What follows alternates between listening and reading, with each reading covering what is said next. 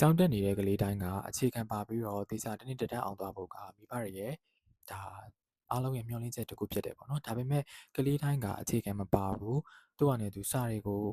တစ်တန်းနဲ့မတည်သွားဘူးဆိုတာတော့တကယ်တော့တစ်ခုတည်းသောအမှားယွင်းတစ်ခုရှိနေတဲ့အကြောင်းမျိုးဖြစ်ပါတယ်ဆိုတော့အဲ့ဒါကတော့စာပုံမှန်မလုပ်တဲ့အတွက်ကြောင့်မျိုးဖြစ်ပါတယ်ဆိုတော့အဓိကကကျောင်းသားတစ်ယောက်ဆိုလို့ရှိရင်ဒီစာကိုပုံမှန်လုပ်သွားတဲ့ကလေးတွေက